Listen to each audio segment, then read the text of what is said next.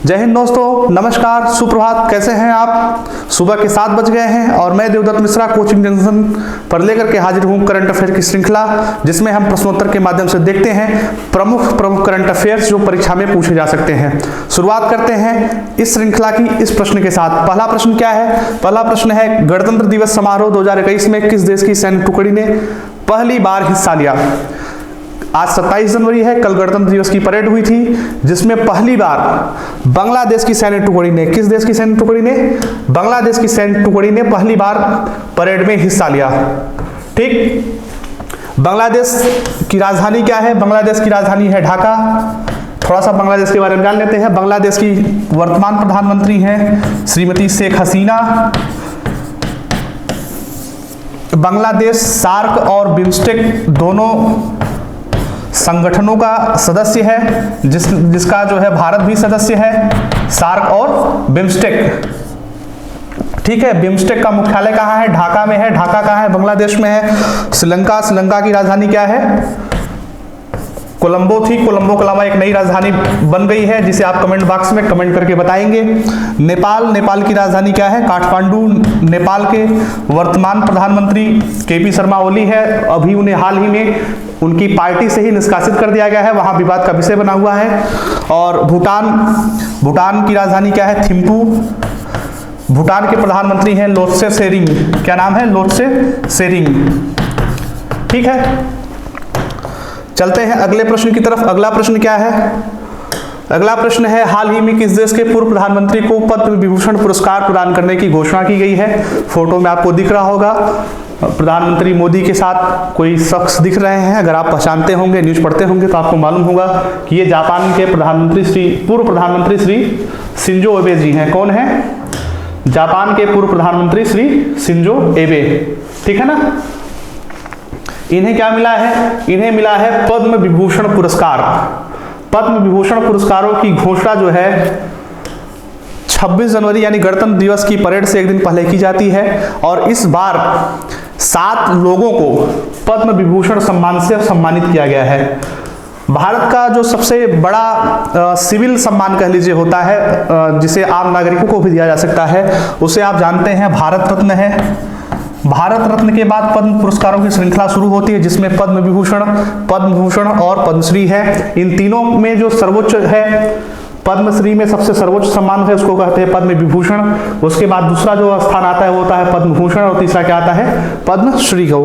इस बार कुल मिलाकर के 119 लोगों को पद्म पुरस्कार दिए गए हैं, जिसमें से 7 लोगों को पद्म विभूषण, 10 लोगों को पद्म भूषण और 102 लोगों को पद्मश्री पुरस्कार दिया गया है, जिसमें से जापान के पूर्व प्रधानमंत्री श्री शिंजो अबे जी को पद्म विभूषण पुरस्कार से सम्मानित किया गया है। और जापान के वर्तमान प्रधानमंत्री कौन है? इस एक टर्म आता है, जापान की बात हो रही तो जापान के वर्तमान प्रधानमंत्री की भी बात कर लेते हैं।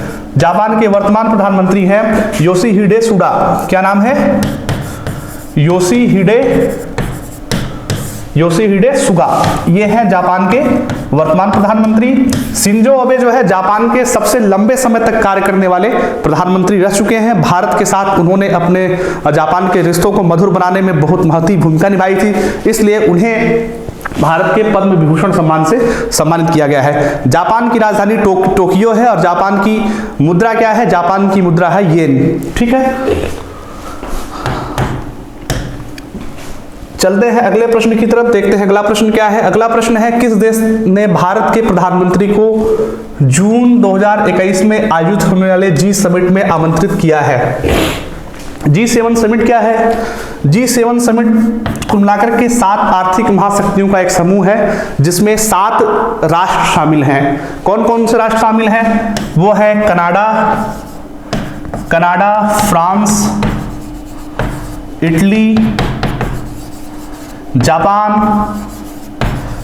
USA, UK। कितने हो गए? 1 2 3 4 5 6। और कौन है?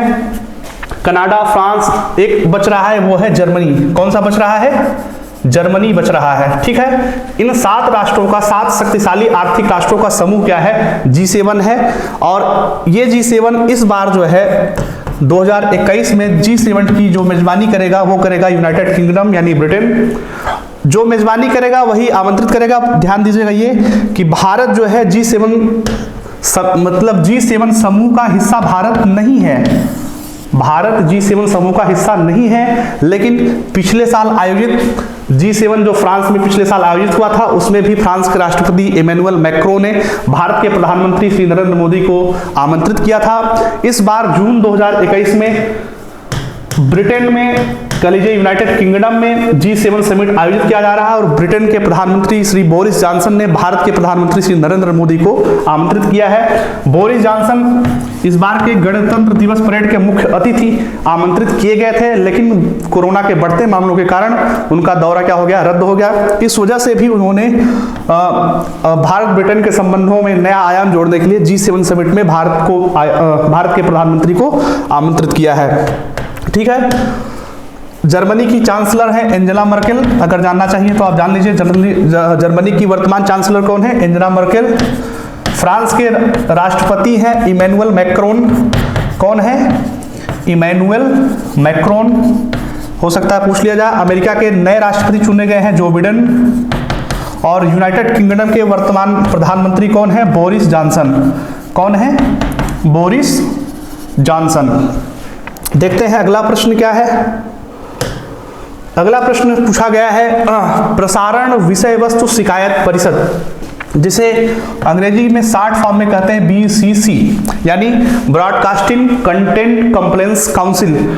उसका नया अध्यक्ष किसे चुना गया है। ठीक है, तो ये है BCC की नई अध्यक्षा, नई चेयरपर्सन, जिनका नाम है जस्टिस गीता मित्तल। उन्हें जो है BCC यानी प्रसारण विषय वस्तु शिकायत परिषद का नया अध्यक्ष चुना गया है। ये BCC क्या होता है, तो आप जानते हैं कि भारत में जो न्यूज के इतर न्यूज चैनलों के अतिरिक्त जो मनोरंजक चैनल हैं उनके कंटेंट की शिकायत करने के लिए एक संस्था है, उसे हम कहते हैं ब्रॉडकास्टिंग कंटेंट्स कंप्लेंट काउंसिल, और इसे इंडियन ब्रॉडकास्टिंग फाउंडेशन के अधीन रखा गया है। किसके अधीन रखा गया है, इंडियन ब्रॉडकास्टिंग फाउंडेशन।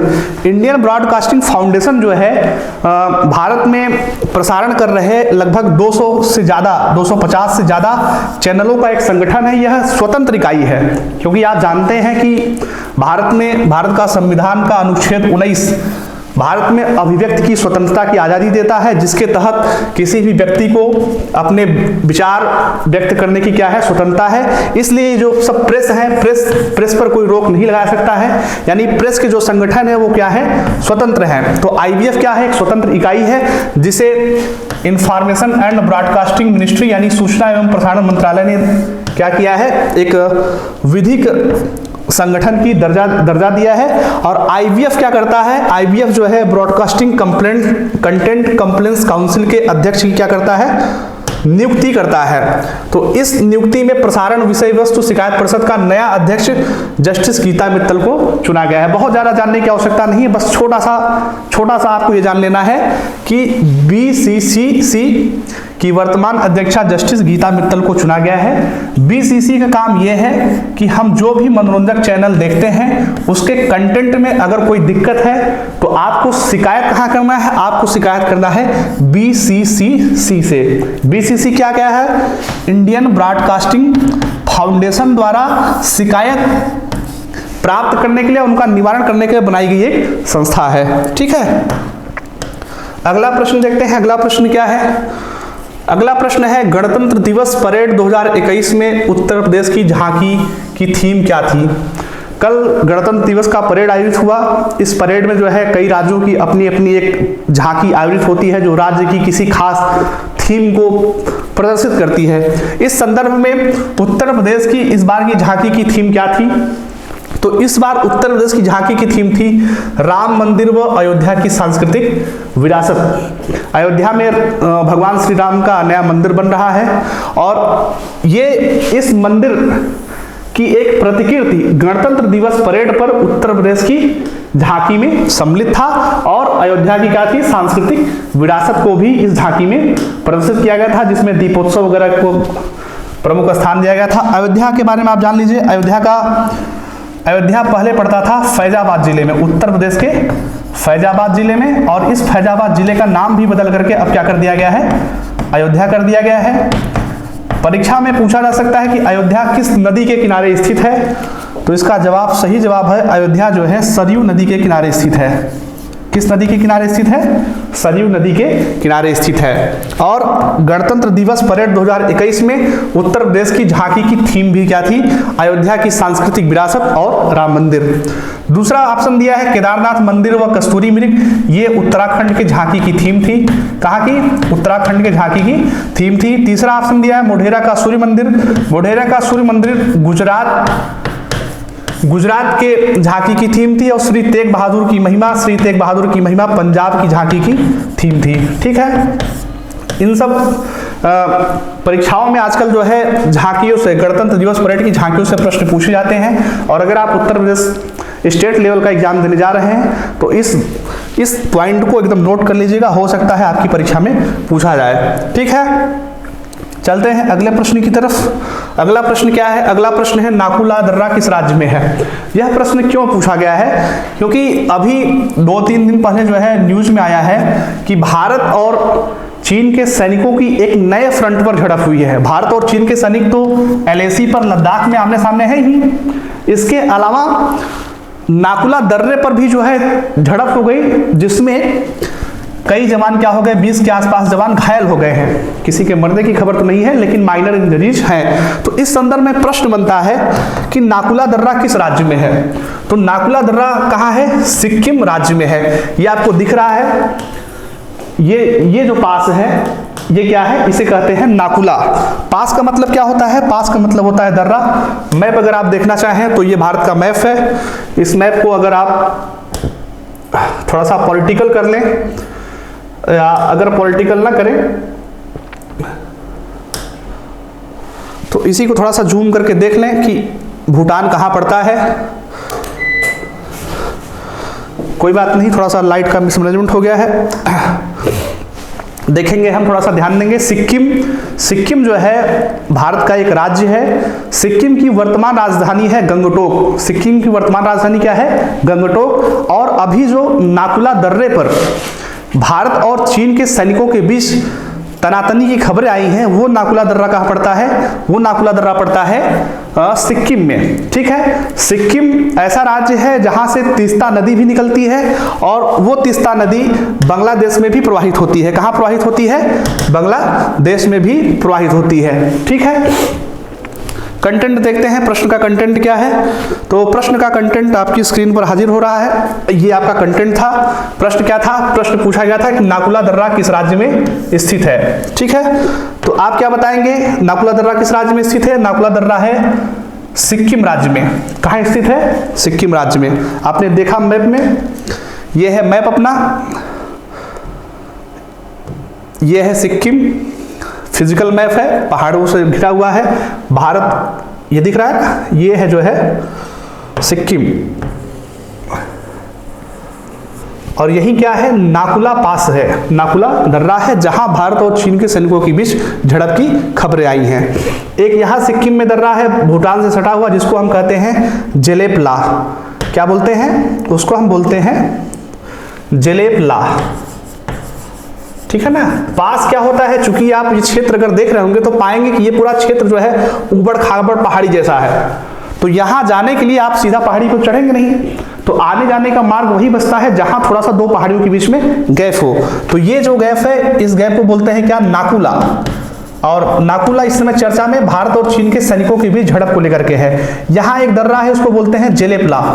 क्या बोलते हैं, जेलेपला। अगर आपसे परीक्षा में पूछ लिया जाए जेलेपला कहाँ है, तो आप बताएंगे सिक्किम में है। नाकुला पूछ लिया जाएगा कि नाकुला दर्रा कहाँ है, तो आप क्या बताएंगे, सिक्किम में। सिक्किम की राजधानी अभी मैंने आपको बताई क्या है, सिक्किम की राजधानी है गंगटोक। ठीक है, सिक्किम से एक नदी निकलती है। सिक्किम क्या, तिब्बत से बहती हुई, सिक्किम से बहते हुए कहाँ जाती है, पश्चिम बंगाल होते बांग्लादेश में प्रवाहित होती है, उसको बोलते हैं तीस्ता नदी। तीस्ता नदी को लेकर के भारत और बांग्लादेश में बहुत विवाद होता रहता है। तो यह जो है एक परीक्षा के दृष्टिकोण से महत्वपूर्ण टॉपिक बन जाता है। ठीक है, तो नाकुला दर्रा किस राज्य में स्थित है, नाकुला दर्रा है सिक्किम राज्य में स्थित। नेक्स्ट टॉपिक देखते हैं, नेक्स्ट प्रश्न क्या है। नेक्स्ट प्रश्न है, एक मिशन पर एक साथ सबसे ज्यादा सैटेलाइट किसने लॉन्च किया?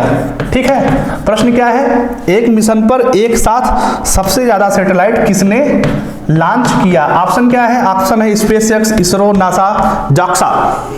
तो ये जल्दी की ही खबर है, एक साथ जो है सबसे ज्यादा सैटेलाइट स्पेस एक्स नाम की एक कंपनी है जिसने फाल्कन 9 नाम के मिसाइल से, जिसे कह लीजिए रॉकेट से, एक साथ लगभग 143 रॉकेट को लॉन्च किया है। कितने रॉकेट को? 143 के आसपास रॉकेट को लॉन्च करके नया रिकॉर्ड कायम किया है।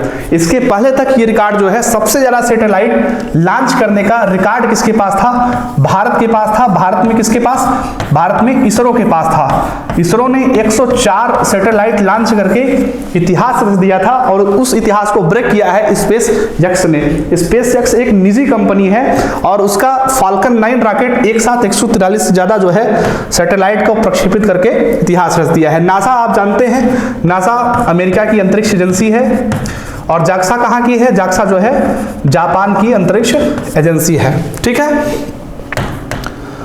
अगला टर्म देखते हैं, अगला प्रश्न देखते हैं। अगला प्रश्न क्या है?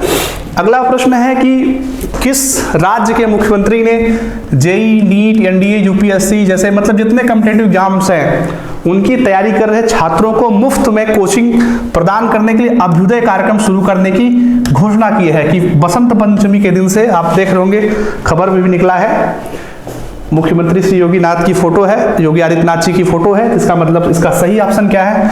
इसका सही ऑप्शन है उत्तर प्रदेश। उत्तर प्रदेश के मुख्यमंत्री श्री योगी आदित्यनाथ जी ने घोषणा की है कि इस बार के बसंत पंचमी यानी 16 फरवरी से प्रतियोगी छात्रों के लिए एक मुफ्त कोचिंग व्यवस्था अभ्युदय नाम से शुरू की जाएगी।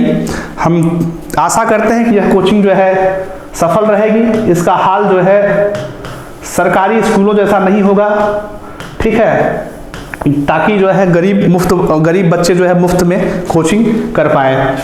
आज के इस सीरीज को हम यही समाप्त करते हैं। आपसे मिलेंगे कल इसी समय नेक्स्ट सीरीज में, और तब तक के लिए आपसे अनुरोध है कि आपने अगर इस चैनल को सब्सक्राइब नहीं किया है तो प्लीज़ आप इस चैनल को सब्सक्राइब करें। अगर आपको क्लास अच्छा लगे तो आप अपने व्हाट्सएप ग्रुप में इसके लिंक को शेयर जरूर करें। अधिक जानकारी के लिए आप www.coaching.in पर संपर्क करें। ये पूरे प्रश्नों का उत्तर सहित पीडीएफ आपको इस वीडियो के डिस्क्रिप्शन बॉक्स में मिल जाएगा। तो वीडियो का डिस्क्रिप्शन बॉक्स भी आप खोल करके चेक कर सकते हैं, वहां से आपको ये पूरा पीडीएफ आंसर सहित मिल जाएगा। जय हिंद, नमस्कार, आपका दिन शुभ रहे, धन्यवाद।